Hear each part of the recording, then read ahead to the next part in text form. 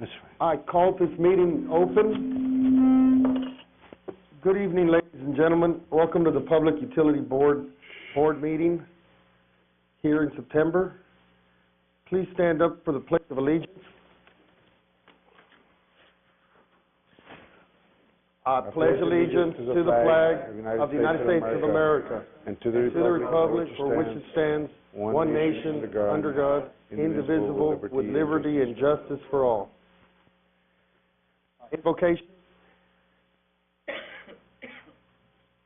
Lord, thank you for the blessings you bestowed upon the citizens of Brownsville. And Lord, bless the PUB and all of its employees. Amen. Amen. Very good. Thank you. Very short. Ladies and gentlemen, we're going to start this evening with my report, and it begins with the hurricane, talking a little bit about the hurricane season, which came full force when Brownsville was threatened by two storms during the middle of August. The first threat came from Tropical Storm Erin. Coming directly behind Erin and a more dangerous threat to Brownsville was Hurricane Dean. Dean formed as a tropical wave in the far eastern Atlantic on August 13th. Hurricane Dean continued a westward path and threatened the Texas coast and became a Category 5 hurricane with winds peaking at 165 miles per hour. Hurricane Dean made landfall on the Yucatan Peninsula, emerged into the Bay of Campeche, and then made final landfall in mainland Mexico on August 22nd. Beginning August 13th through August 22nd, the PUB staff worked around the clock, getting ready for the storms. PUB General Manager and CEO John Brusiak implemented the PUB General Plan of Emergency, and the Brownsville Public Utility Board staff was placed on special alert. PUB coordinated preparations with the City of Brownsville, specifically with the city's Office of Emergency Management. PUB staff was also at the City Emergency Operations Center located at the police station. In addition, PUB kept abreast of the state's emergency preparations and operations by participating in the Governor's Division of Emergency Management State Operations conference calls. The PUB staff prepared the system for the storm. Preparations included lowering the levels of the resacas to help prevent flooding, filling up water tanks to store water for use after the storm, setting up the Brownsville Public Utility Board Emergency Operations Center in the PUB Administration Building, and preparing the PUB fleet with equipment and supplies to restore the system after the storm. PUB also assisted the city by installing a generator at the city's El Tapiz building and working on the installation of a generator at City Hall. Most importantly, PUB also installed an additional generator at the City Impala storm water pumps to ensure that the storm water pumps kept operating during the storm to prevent flooding. The PUB will use emergency preparations for Hurricane Dean to improve in preparing for emergencies. I want to thank the PUB employees for all their work and dedication in preparing for the emergency. The annual Public Utilities Board Consumer Advisory Panel dinner to honor outgoing panel members and welcome new members was held Wednesday, August 29th. Mayor Amada was on hand to welcome the audience on behalf of the city. John Brusiak was also on hand to give the attendees information on ongoing projects. Panel members who have finished their terms are Leanne Greer, George Ramirez, and Greg Flores. New panel members are Victor Rivera, who's an education coordinator of the Brownsville Adult Literacy Center, Mike Hagee, who's the general manager of Rich Sea Products Incorporated, and Leticia Hernandez of the FBI office. Other panel members are Ana Lopez, Dolly Lucio, Norma Valle, Brian Miller, Rogelio Garcia, and Sandra Gonzalez. The next Pub Cap meeting is September 19th. PUB also participated in the annual Energy Efficiency and Green Building Conference and Expo on September 7th and 8th at the UTB TSC iTech Center. The purpose of this initiative is to advocate energy efficiency and the social and financial advantages of going green. Topics such as improving energy performance, green and disaster resistance, building, water conservation strategies, and financing green were some of the topics discussed in workshops throughout the day on the 7th. The PUB provided energy and water conservation pamphlets to those who attended the conference. In addition, a display board that shows the difference in consumption of incandescent light bulbs compared to compact fluorescent bulbs was available for participants to see. Approximately 100 people attended this two-day conference. And thank you, PUB employees, for being involved in that conference and expo. We now move to item 2, the General Manager's Report. And Mr. John Brusiak, the CEO, is not here today, so Fernando Sainz will do that for us.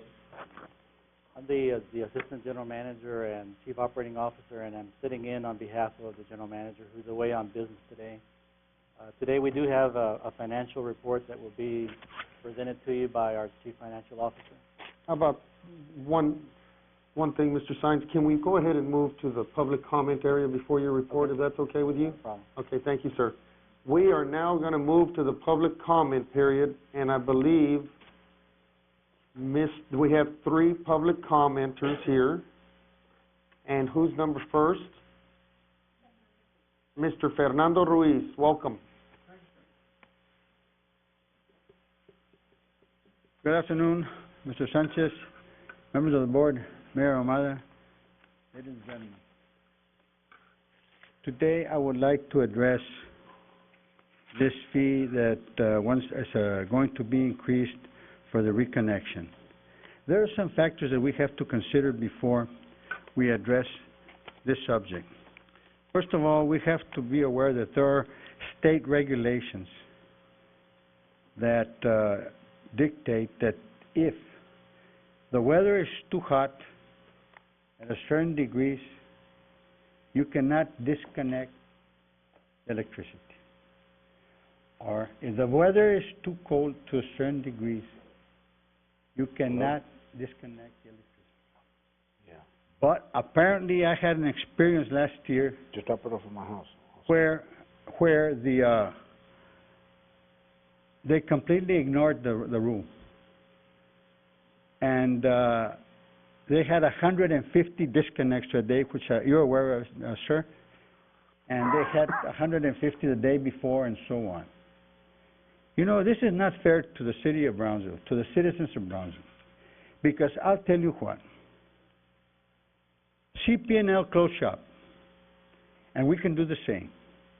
And it would be cheaper if the citizens of Brownsville purchased the electricity directly from a wholesaler at 7 cents per kilowatt hour without having to pay exorbitant salaries. And we'll just keep the crews to keep the lines going and things like that in emergencies. The people of Brownsville live in one of the most oppressed area in the country. This has been going on for many decades. This is not new. It was brought up in the paper last week or something like that. But this is an oppressed area. Some people can hardly go and buy a tomato now. Tomato costs you $1 now. Just one tomato. They have the price increase in the people that have salaries, set salaries from $5.15 to $5.65. But by that time, the gallon of gasoline went from $1 to $2.65, $3. Right away, after these people had the increase, I went to H-E-B. The gallon of milk is $4, and the dozen of eggs $1.70. So we're not even catching up. So what we have is that the electric bills are up so much now that I saw this lady the other day at Walgreens, and I said, "Are you going to the meeting?" She said, "No, but I'll tell you what, give me a call," the old lady says, "because my bill went up $100 of what I usually pay, from $165 to $265.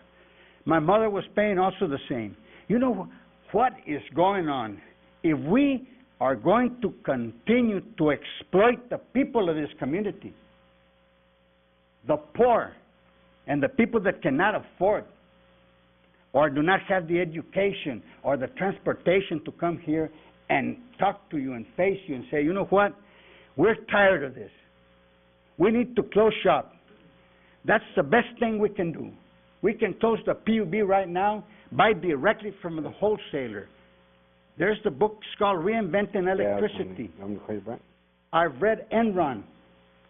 And the basis of deregulation was based on the success of Enron. But Enron messed up, you know, when they said that there was a scarcity of electricity and they went so high in their prices and they messed everything up for themselves and everybody else.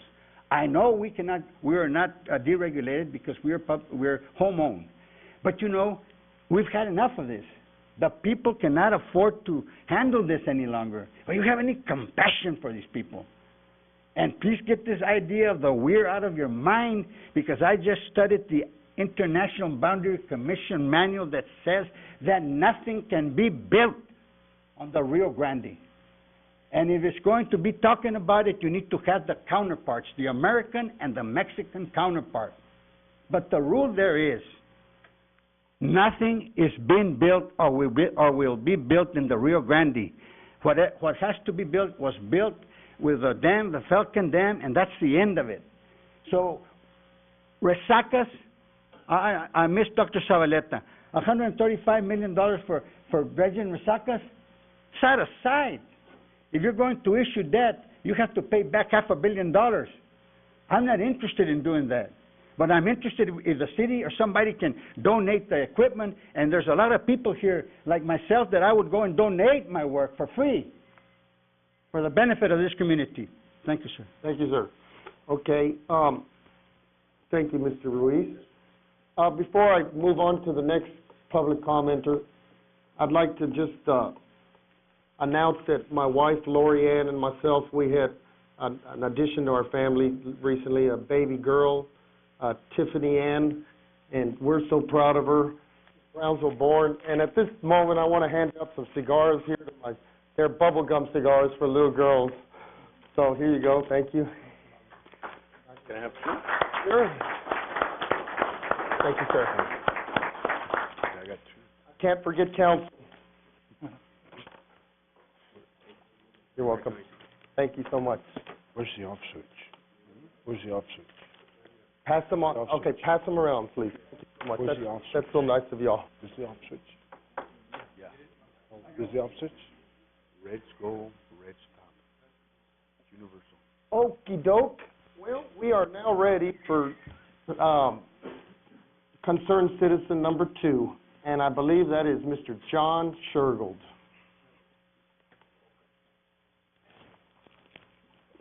Well, it's going to be a hard act to follow after Mr. Reese. Mr. Reese, I have tremendous respect for, and believe that he always makes some very good comments, and his sincerity is absolutely unquestioned. Tonight I came down here because I think that we're lucky, and I'm lucky to have been living here for the length of years I have. And the reason is that one of the things that we're lucky about is that we have the PUB. And I'll tell you what I mean. A lot of areas and a lot of communities around the state, they don't have self-regulatory abilities. Here we do, and that's why we're lucky in that sense. And tonight I'd like to go ahead and just read an article to explain what I think could happen if we don't keep our control over our own electric company and we get subjected to state regulation. Some of the things that could happen, like losing control of our own regulations. Mr. Shergold, could I interrupt you for a second, please? Well, of course, I'll yield. Mr. Mayor, show the courtesy of Mr. Reese. No questions to be asked. I'm not asking questions, I'm just asking respect from the mayor. I'm sorry. Back to the speaker. You're right, Mr. Reese. I'm sorry. Go ahead. That's just fine, Mr. Reese. I appreciate you standing up for me. I appreciate that very much. It was not ill-intended, Mr. Shergold. No offense taken, sir. Okay, sir, we won't take any time off of you. All right, Continue. Thank you. And the reason I'm here tonight is I'm going to read an article that was published in the August 22nd, Fort Worth Star-Telegram. It was written by a reporter by the name of R.A. Dyer, writes for the Star-Telegram, and its title is Millions Spent on Lobbyists and Legislators. It says TXU and its buyout partners spent $6 million for lobbyists, $11 million for advertising, and $200,000 for legislative gifts during the most recent session of the legislature, according to political spending watchdog group Texans for Public Justice. The organization noted that $17.2 million is about twice as what TXU has said it planned to spend before the controversial buyout was announced. But TXU notes that the public justice calculations also include spending during the 2007 session by private equity firms vying to buy the utility, not just TXU. A spokesman for the governor accused public justice of hypocrisy because it does not disclose its funding sources. TPG, formerly known Texas Pacific Group, Kohlberg, Kravis, Roberts & Company, hope to buy TXU. They have nearly completed the $45 billion transaction. But it has been dogged by controversy from the beginning, with major consumer groups saying it could lead to higher electric rates. Texas lawmakers had considered legislation that would have required up or down regulatory approval and other concessions, but the measure failed under heavy lobbying pressure. And look at the expenditures. $3.8 million for 65 Texas lobbyists hired by TXU. $2 million for 21 Texas lobbyists hired by Texas Pacific and KKR. $11 million for advertising reported by lobbyists. Entertainment, $146,851 to entertain lawmakers and their staff members as reported by TXU lobbyists. $6,000 for 2,400 breakfast tacos. Well, in Brownsville, I know we don't have to spend $6 that much. But $6,000 for breakfast tacos purchased by TXU for legislators and their aides. Now, this is what really concerns me. This is reported by the Fort Worth Star-Telegram. I'm reading right out of the copy. Up to $1,000 for San Antonio Spurs playoff tickets purchased by Michael McDougal, a partner with Fort Worth-based TPG, for Representative Rene Oliveda, Democrat, Brownsville, and his Chief of Staff, J.J. Garza. Oliveda and Representative Jim Dunham, Democrat, Waco, opposed utility legislation favored by consumer groups. Oliveda and Garza declined to comment. I want to comment a little bit since Representative didn't.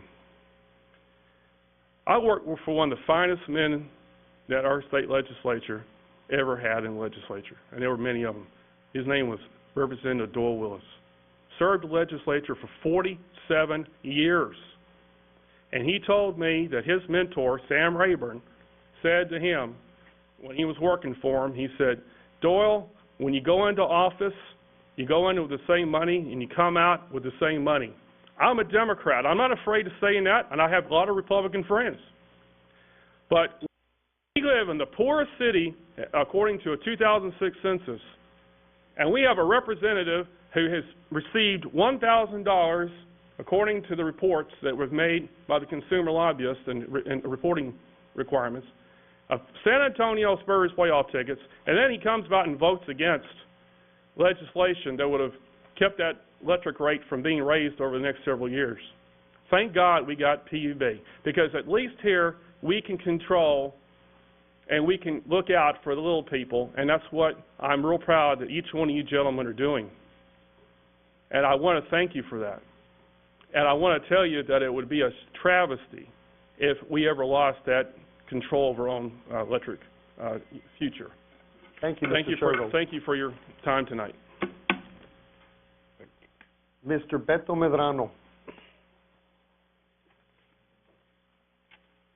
Okay, my name is Beto Medrano. I'm a BISD employee, and proud to say that my address 1265 Cottonwood Drive, and the organization that I am representing here tonight is PES President, Chairman of the Board, the South Texas Good Government. They have assigned me extra duties to make sure that the taxes don't go up.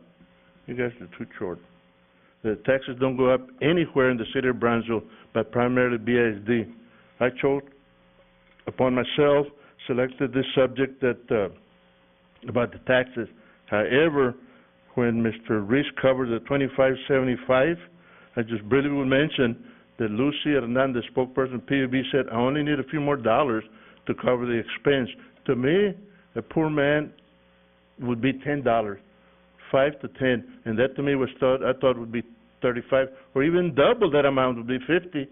Then they went to 3 times that amount, if my math is correct.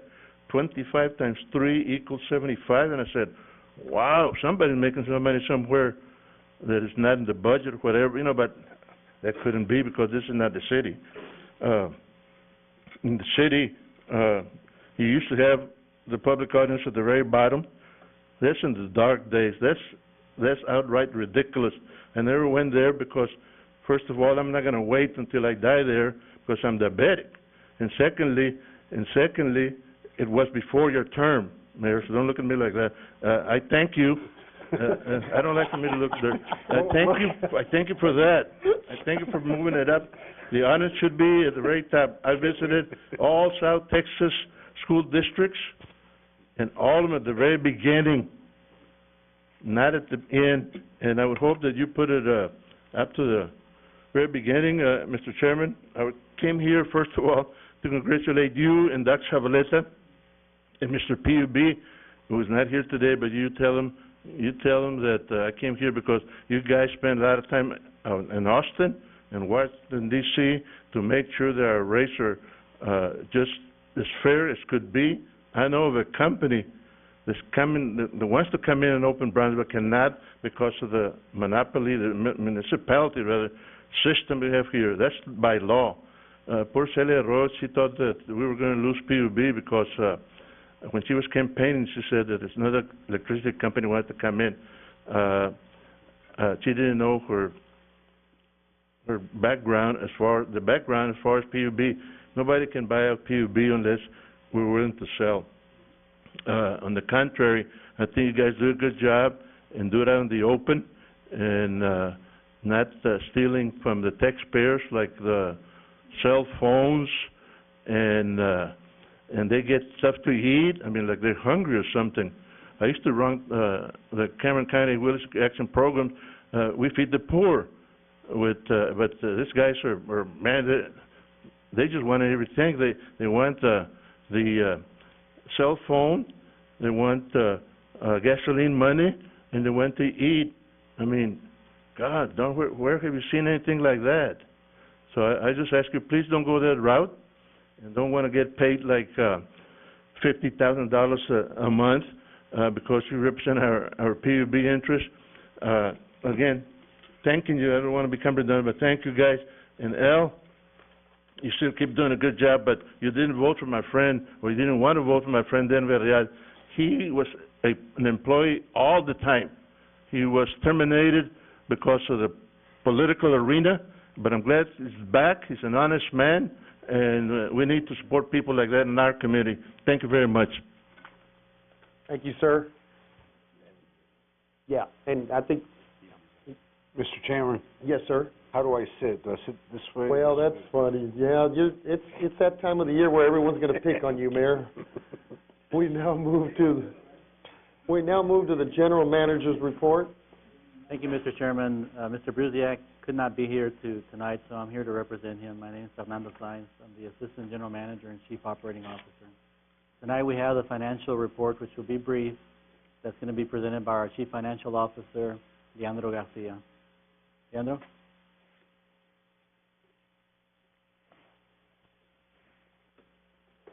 Mr. Chairman, Mayor, members of the board, my name is Leandro Garcia, Chief Financial Officer for Brownsville PUB, and I do intend to do a very abbreviated coverage of this July 31st, 2007 financial performance report.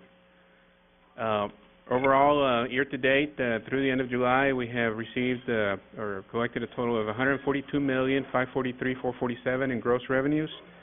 After backing out the fuel, wholesale energy expenses, and softmost expenses, leaves us with an $85,280,961 adjusted gross revenues amount.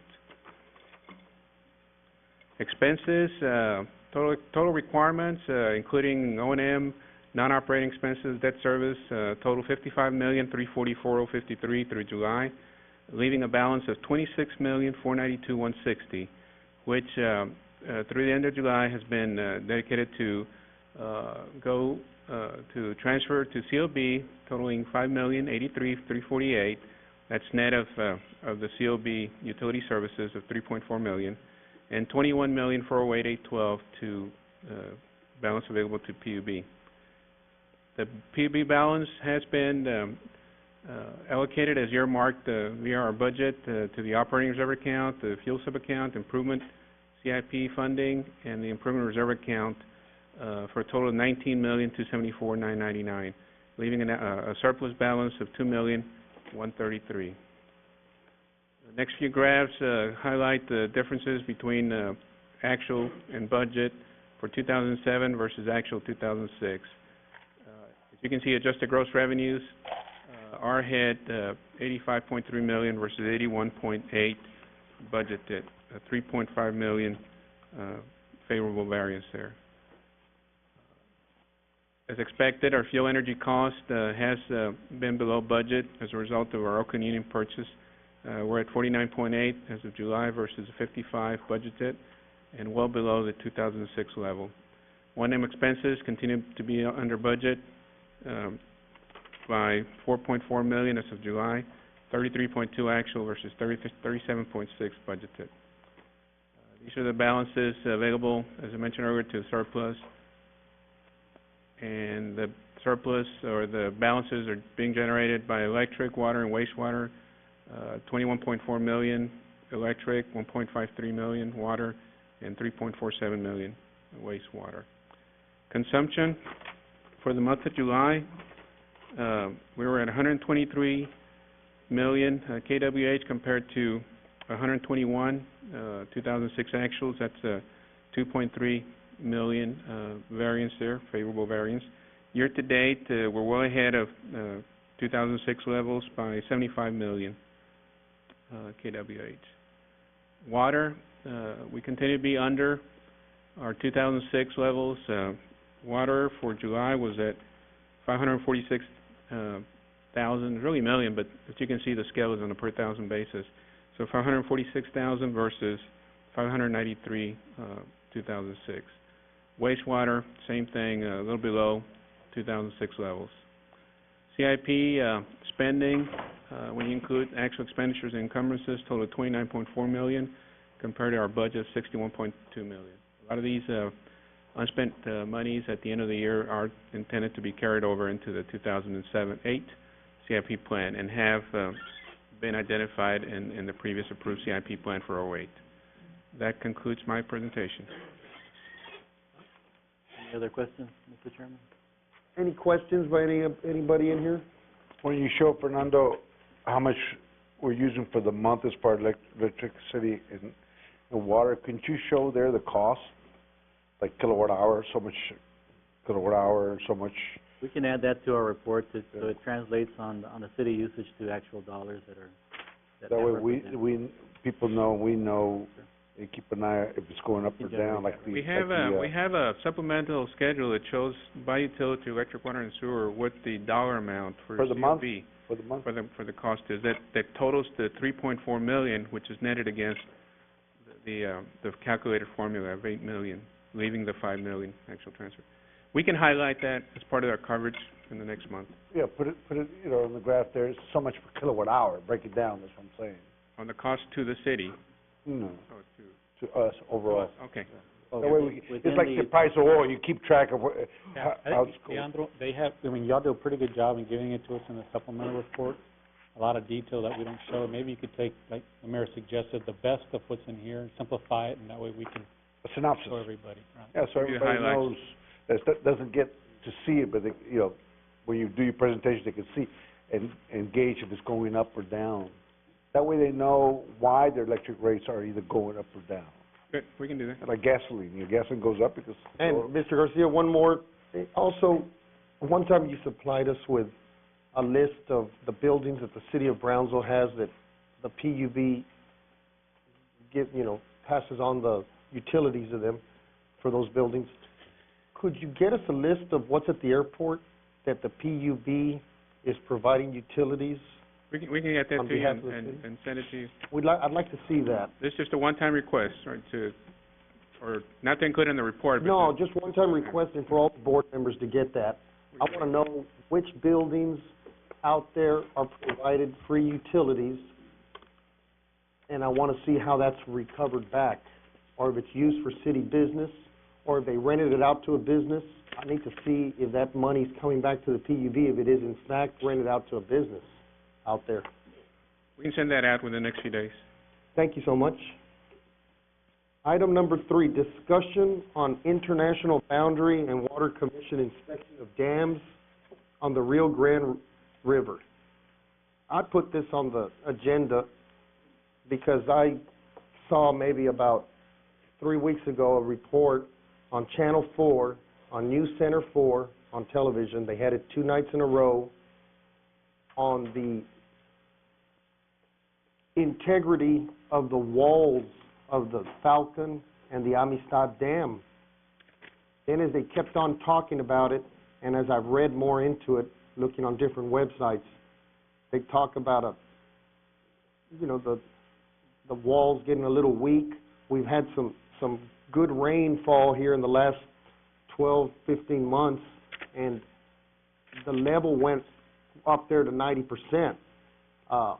During the drought years, many years ago, half a decade ago, we were going through the drought. The level was at 17%, 14%.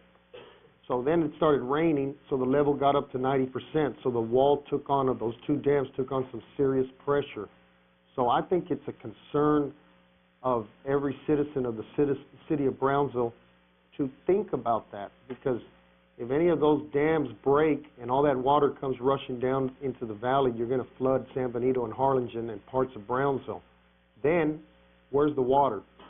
We need some water, we need to make sure that the storage areas of the water reservoirs for the city of Brownsville and the rest of the valley are, in fact, in good condition.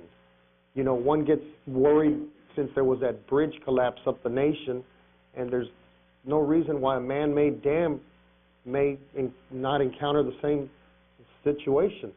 So that's why I brought it up. It's strictly a discussion. There should be concern. Every citizen in Brownsville should be concerned about this, and I'd like to see if PUB can send a statement up there to the water master or to the IBWC showing a serious concern from the community of Brownsville about that, since we are down the river. And we depend, I think, on 95% of that water in those reservoirs. That's being done in a way, but not by us because it's out of jurisdiction. If you look in your packet there, a report was given to me, which anybody can get a copy of through PUB, and it classifies each dam and how they categorize it: potentially unsafe, conditionally unsafe, marginally unsafe, and so it's classified. The government is trying to address it. They're working on it. So rest assured that they're not going to put us in risk or harm's way. I mean, they're aware of it. They're aware of it. Yeah, the report's right there. I know, but I got on a report on the websites last night that were offered about this particular subject, and they didn't, I don't know if they're ready to go in there and start fixing it yet. They're looking for some big money. And that leaves us at risk for half a decade or a decade. Mm-hmm. It says they recommend that a panel of geotechnical consultants be convened for this purpose starting the next funding request cycle. So they're addressing it. They're addressing it, okay. So I just want to make sure nobody panics or anybody... Well, no, we're not trying to make anybody panic, but I think that an official entity of Brownsville should send word up there, either the PUB or the city of Brownsville or Cameron County. It can affect all of us. What assurances do we have besides this report? Good point. Words and stuff like that. Good point. If it's the wishes of the board, we can draft something for your signature and consideration. Well, I would like that if the rest of the board wouldn't mind. That sure would be nice. No problem. No problem? Show And then support if the for mayor could sign it too, that'd be great. support them doing what they're doing is something to that point. We'll have something for you to Thank you take so into much. consideration. It should be concern of everybody, but not to get panicked like the mayor says. May I ask you to move item number 16 up for consideration? We Yes, have sir. a staff member that needs to leave a little early today. Item number 16, consideration and approval of Brownsville Public Utility Board's liability, directors and officers / errors and omissions, automobile, mobile equipment, crime, excess workers' compensation insurance, and fuel storage tank liability insurances. I'll go ahead and do it, Chief, if you don't mind. If they have any questions, you can answer. This item is pretty descriptive about the insurance coverages that we need in order to continue the operation of the utility. This is the third year of a 3-year contract, and it was submitted as a renewal of the last year of that 3-year term. There is one item that has increased significantly by $74,000, and that's the excess workers' compensation. That's primarily due to increases in our claims. Item 7? Item number 7, yes, sir. So in order to not read the whole thing, which can be kind of boring to you, these are items that, and the prices for each of these items that are required for the utility to operate. What we'd like to suggest to you is that you consider this for approval. And I'll read: the PUB staff recommends approval of PUB's property, liability directors and officers, errors and omissions, automobile, mobile equipment, crime, excess workers' compensation, and fuel storage tank liability insurance, as recommended by Wethy and Associates, for a total not to exceed $643,929.08. Who did Is there any questions? Who did they recommend? Who did Wethy recommend? Each of these line items has a provider. If you read through there, you'll see who the providers are. So there was different... So there's I mean, 8 different ones? 8 different... No, what I guess what we want to know is, was each one bidded out individually, or was it done as a packet, or... The request was sent out for a renewal to the contract, because we had a contract for 3 years, and this would be the 3rd year of that renewal agreement. And it's done through Wi-Fi? And Wethy analyzed it and has recommended that we proceed with that as Most of them are TML, the Texas Municipal Police. Yeah, I guess we got our biggest contribution is for the increase is the 49% increase in the excess workers' comp, and as Chris said, that's being provided by the Texas Municipal League Risk Pool. There's very, very little that you can do about that. Also moved, Mr. Chairman. Okay, motion by Mr. Valadez, Second. seconded by Mr. Villarreal. All those in favor? Aye. Aye. Any opposed? Motion passes. We now move on to item 4, discussion on wastewater pretreatment sampling ports. I also put that on there, this particular agenda item. It's the discussion on wastewater pretreatment sampling ports. Mr. Sines, I wanted to know how many restaurants and cafeterias in the city of Brownsville or in PUB's jurisdiction, how many are there here? Because it seems like this is pertaining to restaurants, cafeterias, and I believe car washes. Yes, sir. And as a restaurant owner, the PUB came in and gave me a little slip and gave me 20 days to comply. And so, you see, citizens, even the chairman of the board has to comply with PUB regulations. So I went ahead and put those sampling ports, but how many restaurants and cafeterias are there in town? We're going to have a member of our staff who has those details report on that. Before he does that, I've got a presentation here to hand out to you. One of the first questions we get from establishments is, how come an 8-inch port? And that's got some information that deals specifically for why we're asking for an 8-inch port. The state requirements require that the test be done on a per liter basis. So the size of a 1-liter bottle is the governing limiting variable for the size of that port. They ask us to put smaller ones, to consider putting smaller ones. But if we put the 8-inch port, that's the only one that allows for a good clean sample of the stream that's coming out of that facility to be captured. If we use smaller containers, that has more probability of giving us a higher value of readings than taking it with a 1-liter sample. So to answer that, that's kind of the background that you would need to be able to respond if you're asked that question. Okay? And now Ramiro Capistran will address the numbers that you're asking for. Mr. Chairman, members of the board, Honorable Mayor, my name is Ramiro Capistran, Procurement Manager. We have 680 food establishments We have approximately 168 auto sales. Out of the food establishments, there's 60% that have complied with that requirement, and out of the auto sales, there's 40% that have complied with that requirement. And again, it's a compliance issue than anything else. There's problems in our lines. We can always go back and determine from where that grease is coming from, and we can go ahead and start enforcement actions. And again, it's a compliance issue. It's to demonstrate where that grease is coming from. Okay. But how's this gonna affect the little guys? Well, it's gonna affect them by about $800 to $2,000 per facility. Again, Mr. Ramada, back in, I put a little history in there, in January 17th, City Commission looked at that, and they provided, they said for PUB to provide exemptions for the small establishments, so that's what we did. I know several establishments are exempt from this regulations. What's small? Small raspa stands, I think I put them in Yeah, here. that should be on one of the pages here, where some alternatives were provided for the smaller users. Daycares with less than 12 kids, daycares that provide catered food, or establishments that prepare. Actually, someone that's not producing a lot of food, Yes, sir. right? Yes, that's correct. I mean, they're not in the business of selling food, that's what you're saying. They're in the business, but they don't Small generate that small, large quantity of food preparation. I remember we talked about this. Did you meet with any of those people that were concerned about this back then? They're okay with it? We met their concern. That's okay then. We handle it by some undersink grease trap. Yeah, you said there was 60% and 40% compliance with?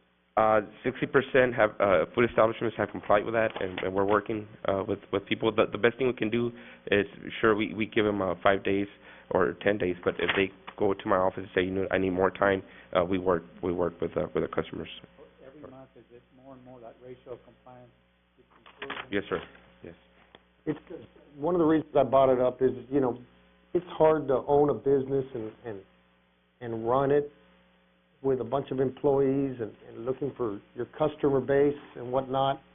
And for example, Captain Bob's, I started one of them 5 years ago. You need a 500-gallon grease trap. Orale, $2,000. I thought, well, that's it. I go ahead and run my business. 4 years later, you need this extra trap, $1,600 more. It's a little hectic, but I did it, so I guess everybody else in town should do it. Good luck, restaurants.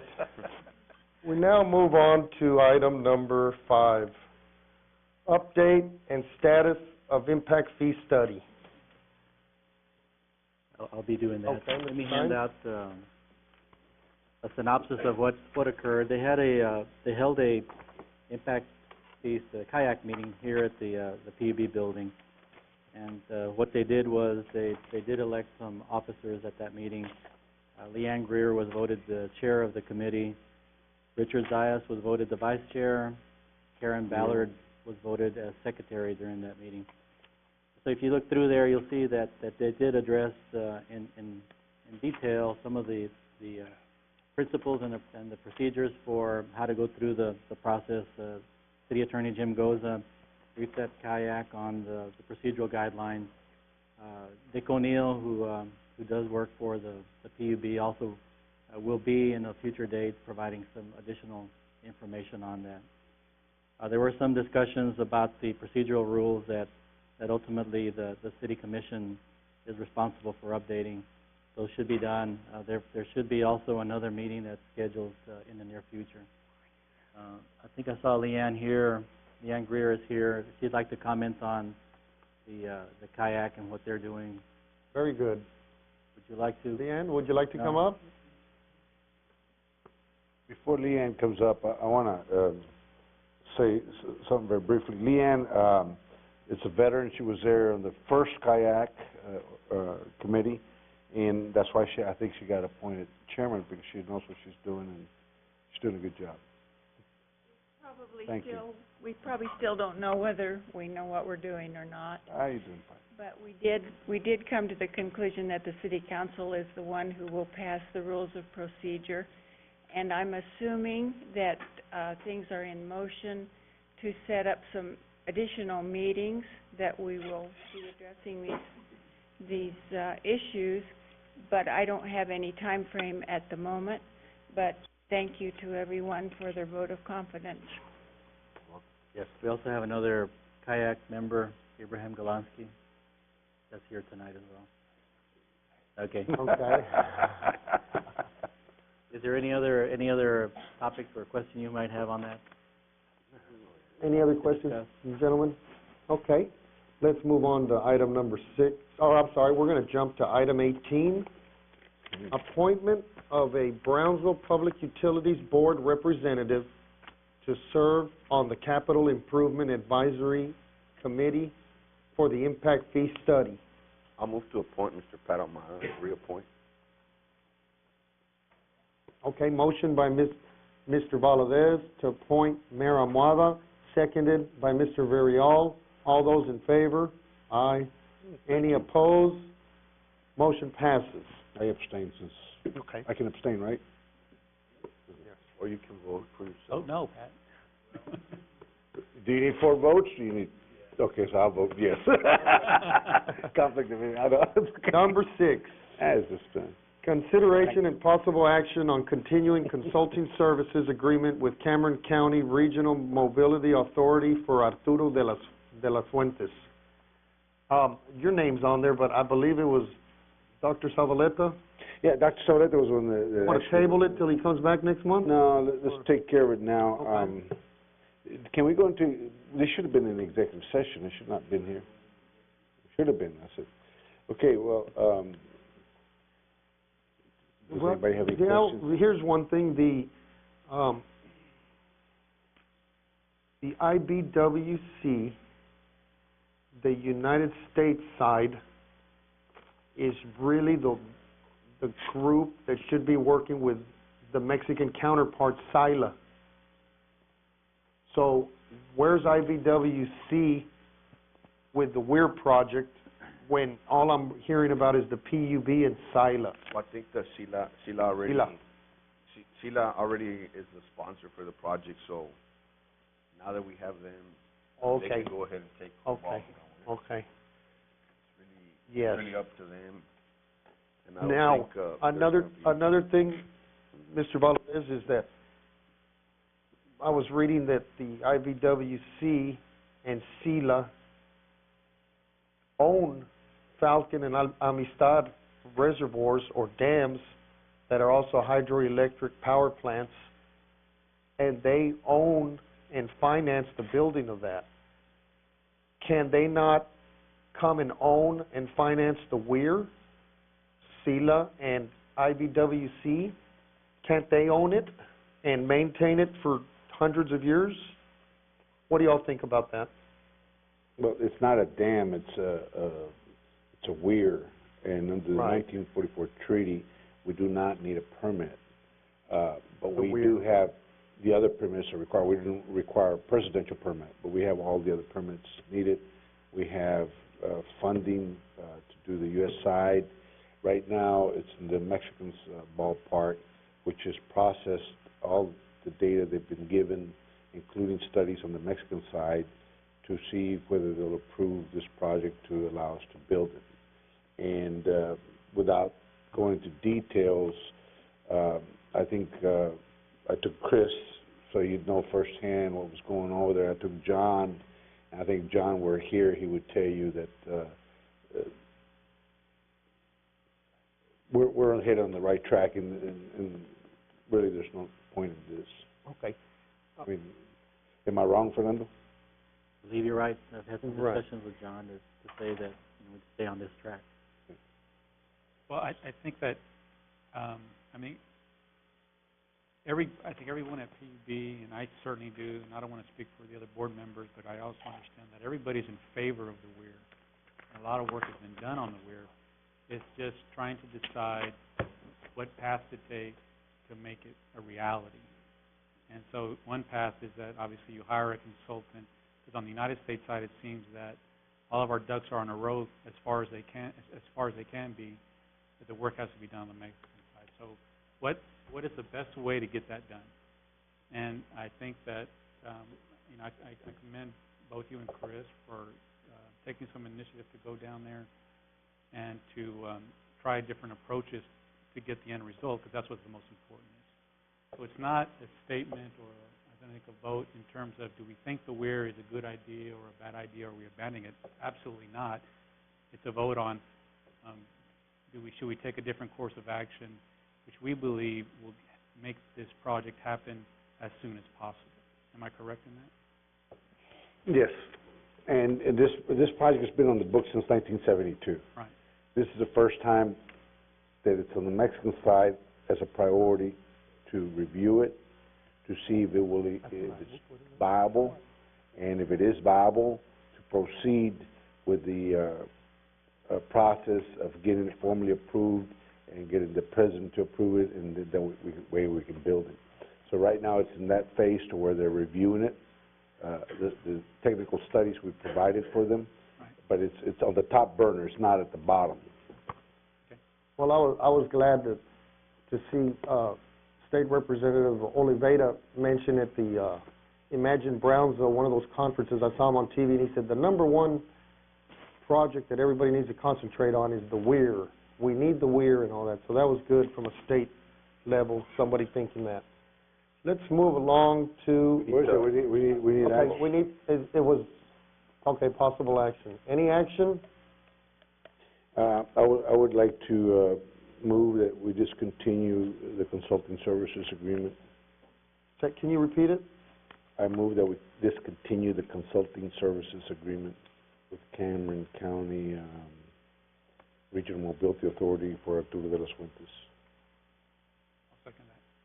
Okie doke. A motion by Mr. Almada, seconded by Mr. Villarreal, to discontinue the consulting services agreement with the Cameron County Regional Mobile Authority. All those in favor? Aye. Any opposed? Motion passes. We now move to item number 7, consideration and approval to authorize the general manager and CEO to develop a cellular phone policy regarding cellular phones for the board of directors. I put this on there because there seems to not be a policy in place as far as board members with a cellular phone, and the subject came up because CEO Brusiak, about 45 days ago, on behalf of PUB, gave me, the only board member, a cellular phone.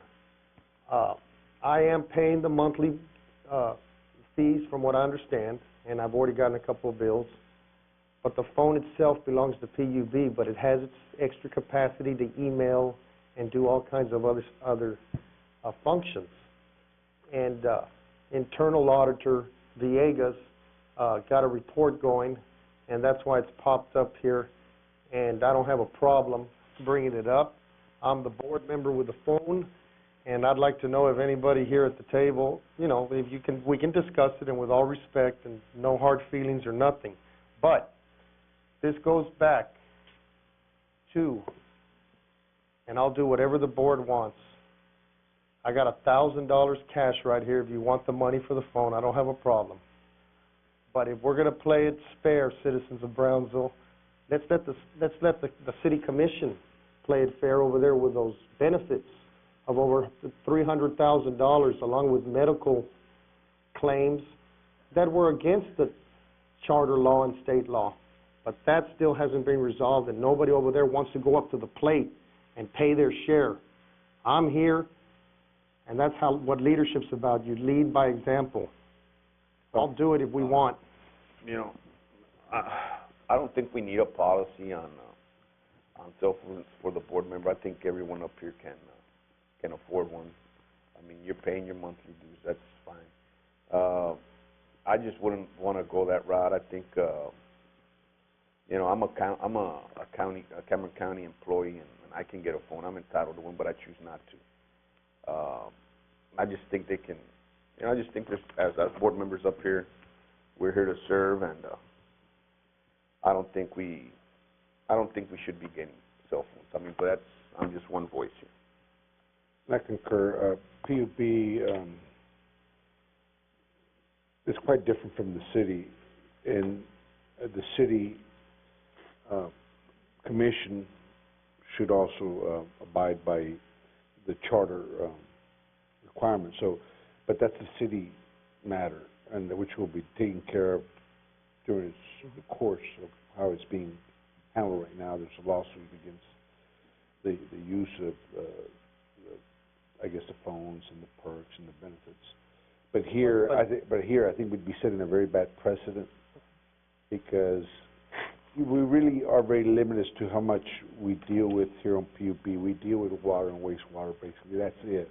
On the city level, we deal with so many issues, whether it's potholes, weeds, animals, health, streets, and all that stuff. I bought my own city phone. And now I can tell you, I never wanted a phone. So I purchased my own phone, and I pay for my own plan with the $50 a month I get from the city. So, I agree with the mayor, and Chris, and it's not about one board member, it's really about future boards and the president that's set in the future. And I think as a board member here, I mean, it is different from the city commission. You know, one, we're not elected, but more importantly is that as a board, you know, we approve and recommend policies that are, you know, for the utility district. If there is a user that has an issue, it always goes to the general manager. I don't have a constituency. I have more of a trustee type of responsibility, whereas if you're an elected official, the mayor, the city commission, you do have a constituency. You have to be in contact with the voters every day on a lot of different issues. That's what your responsibility is. So, I mean, both are very important responsibilities, but I think the expectation is they are distinct differences whereby we would not, you know, need a cellular phone. And, you know, and ladies and gentlemen, Let me tell you something else. Be careful what you wish for. I hate this thing. I have no life. So you're better off not having it. I'm with you. And, you know, I'm glad this was brought up. I honestly can say I didn't ask for the phone. I don't need it. I got phones. I got beepers. I got all I need. But it was given to me for the email deal. Now, I am very proud to stand up and pay my $1,000 for my phone. You don't have to do that. No, you don't have to do that here. Well, No, wait. I want to prove and show the city commission that they need to follow charter rules. This is not a city commission issue. Well, they seem to use the PUB all the time. It's a separate issue. I'll do it later with the secretary. Is that okay? Because I don't want to, you know, I'm following my colleagues' wishes. Wait a minute. The item is to authorize the general manager to develop a policy, all right? That's what the item is. So the general manager, if you all want the general manager to develop a policy, that's what we're here for. That's what the item is on the agenda. There's no policy. I'll make a motion to table this. I would ask somebody. Definitely. I'll second. Make a motion to table it. Motion to table, second. There's a motion to table by Mr. Valadez and seconded by Mr. Amada to table this item. All those in favor? Aye. Aye. And Thank you. I'll say aye too, but let the minutes reflect, Mr. Sanchez wanted to pay for the cell phone so that no press or nobody gets the wrong opinion. I wanted to pay, and I wanted to send a message, a strong message, to the guilty city commissioners, the present and the past commissioners that broke charter law. Sir, I'm trying to make a statement that's a good... Let's stick to the PUB, Mr. Chairman. Let's stick to the PUB. Let's stay away from the city. Whose job is it? Because nobody's done it in the community. Mr. Chairman. Nobody wants to Mr. tell them Chairman. anything. I will, you want to address the city commission, I'd be more than happy to put you on the agenda, but right now, let's stick to the PUB deal, please.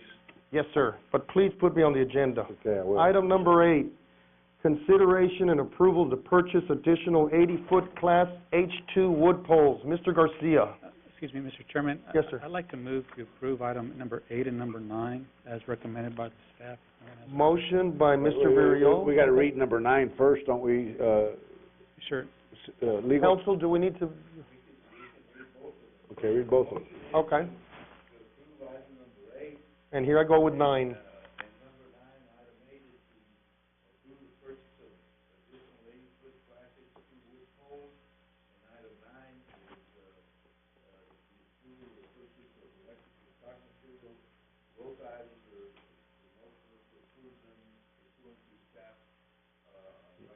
Also move, Mr. Chairman, for both items. Seconded by Mr. Valadez to move on both items, 8 and 9. All those in favor?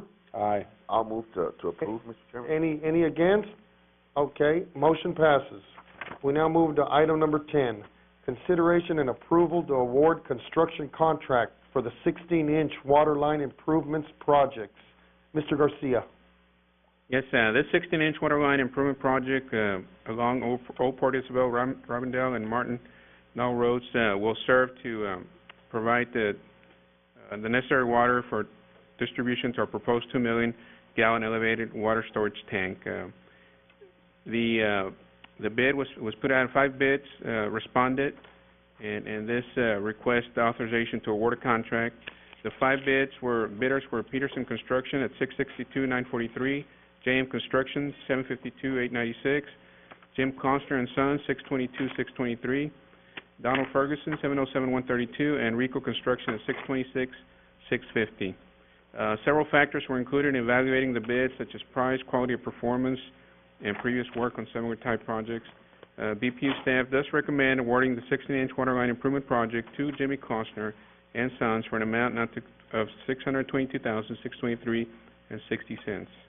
Mr. Chairman, I'm going to go against staff's recommendation, and I'm going to do it for these reasons. I think we're under the 5% rule for the local company, for being a local company. And also, if we look at this bid closely, yes, they were $4,000 more expensive in the original bid, but on the supplemental bid, or what's it called?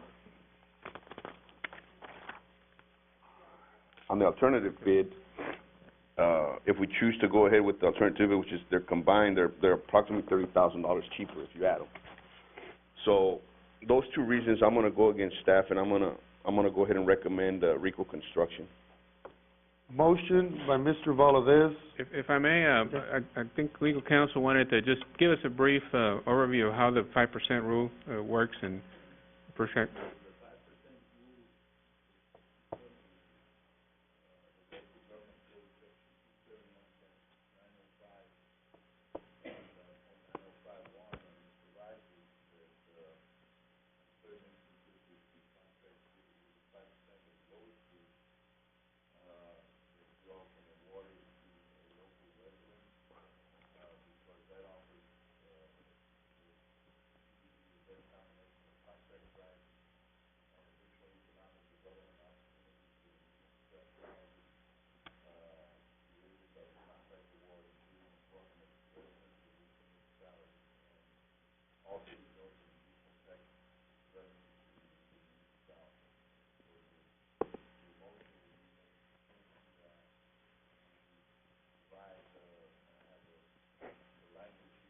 For the company.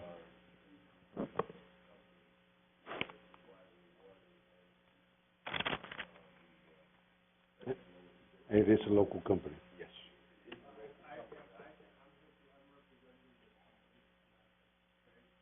Who owns that company locally? I'm one of the my family is one of the owners, Mr. Ricardo Urrutia. All the companies local, all the workers are local, and we work only locally. All of the jobs that we have done, or 99% of them, are done locally. And that's why I feel that we should be rewarded that contract. Motion by Mr. Valadez. Thank you very much. Is there a second? Yes, sir. I'll second it. Do I need to read? Do you want me to read it? Or what? No, you just did it. Okay. Read it, okay. there's a motion on the floor by Mr. Valadez and a second by Mayor Amada to go against staff recommendation on item 10. No, it's not going against staff recommendations, just going by the 5%, rule. Okay, let me reword it. There's a motion by Mr. Valadez and a seconded by Mr. Amada to go on the 5% rule and choose Rico Construction for the award of the 16-inch water line improvements project. And, all those in favor? Aye. Any against? That motion passes for Rico Construction.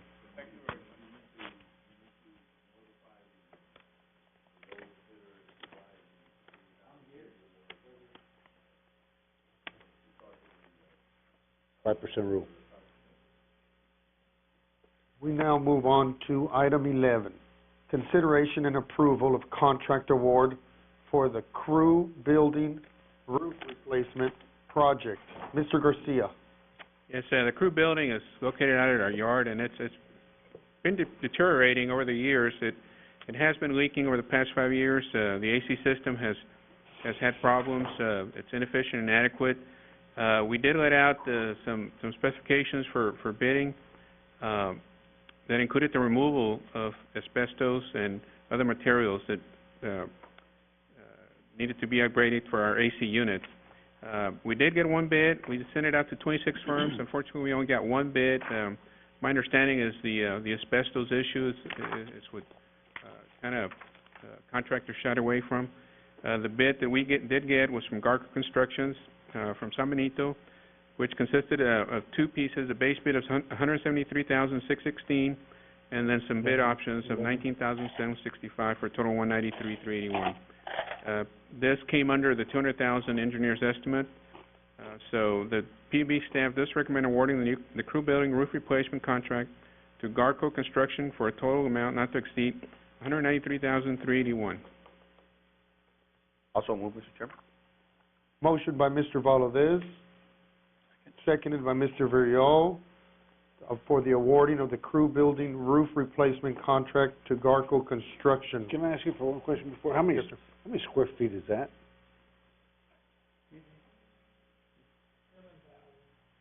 7,000. What does that come out to a square? What kind of roofing is going to be put on there? Gravel roof? Okay. All those in favor? Aye. Aye. Any opposed? That motion passes. Item 11. We now move to item 12, consideration and approval of amendment to engineering contract for the design of lift station number 90 upgrade. Mr. Chair, I would move to approve. I'll second that. Okay, motion by Mr. Villarreal, seconded by Mr. Valadez to approve the amendment to engineering contract for the design of lift station number 90. Item number 13, consideration. Yes, sir. Oh, okay, I'm sorry. Mr. Villarreal made the motion, seconded by Mr. Valadez. All those in favor? Aye. Aye. Motion passes. Number 13, consideration and approval of amendment number 3 to engineering contract for the rehabilitation of lift station number 33. Ms. Gomez or Mr. Also Stein? move on that one, Mr. Chairman. I'll second it. Motion made by Mr. Valadez, seconded by Mr. Villarreal. All those in favor? Aye. Any against? Motion passes. Number 14, consideration and approval of purchase of chemical feed pumps. I would move to approve, Mr. Chairman. Motion by Mr. Villarreal to approve. Second. Seconded by Mr. Valadez. All those in favor? Aye. Yes. That's correct. And All those in favor? Aye. Motion passes. Number 15, consideration and approval of construction contract change orders number 1 and 2 for the 16-inch water line loop southeast of Brownsville. I believe this is just the, Similar to that other one, right? This is Well, a this final and a closeout of yeah, that's of the to close out that contract right there. Yeah, so this is, since it's a closeout, obviously, there's no more change orders. They went 5% over budget, and that's the end of this. That's Okay, correct. then I would move to approve. I'll second it. Motion by Mr. Villarreal, seconded by Mr. Valadez for approving staff recommendations. All those in favor? Aye. Any against? Motion passes on item 15. We did 16. We did We've already 16, we done. got 17. Consideration and approval to upgrade, We did this update? We one. did this We did 17, okay. I was a kayak member. No, you have not done No, we didn't do 17. You have done 16 and 18. We're now on item 17, the last one of the individual considerations. Consideration and approval to update a portion of the Brownsville Public Utilities Board Electric, Water, and Wastewater Service Policy General Rules and Regulations. Mr. Sines. What we did the last time was to provide you only half of the pages because there was a copy made, a front and back. So we're bringing this to you now in complete, as a complete package. If you're ready to act on it, we'll entertain that. But what we recommend is that you allow us, give yourself some time to look it over. There's an awful lot of detail. I have a summary here that I'm going to hand out to you that kind of summarizes what the changes are in preparation for a workshop next board meeting. During that workshop, we'll discuss it in detail if you have any questions about how these fees are moving up and down. Also, because we've had some delays, we need to amend the enforcement date from October to, say, November, post your approval. I'll make the motion to table When will these be done? next meeting. We would table this, or recommend that we table, wait for the workshop next time that you have a board meeting, then take it under consideration for approval. Mayor, motion by Mr. Amado to table, Second. seconded by Mr. Valadez to table. Item number 17, which is the updated portion of the Brownsville Public Utilities Board Electric, Water, and Wastewater Service Policy, General Rules and Regulations. All those in favor? Aye. Aye. Any against? Motion passes to table item 17. Consent agenda items. Make a motion to approve 1 through 12. Motion by Mayor Amado to approve consent agenda items 1 through 12, seconded by Mr. Valadez. All those in favor? Aye. Any against? Motion passes, passing all the consent agenda items. Can I have a motion to adjourn? Motion. Okay. Motion by Mr. Villarreal to adjourn, seconded by Mr. Valadez. All those in favor? Aye. Aye. Any against? This meeting is adjourned, ladies and gentlemen.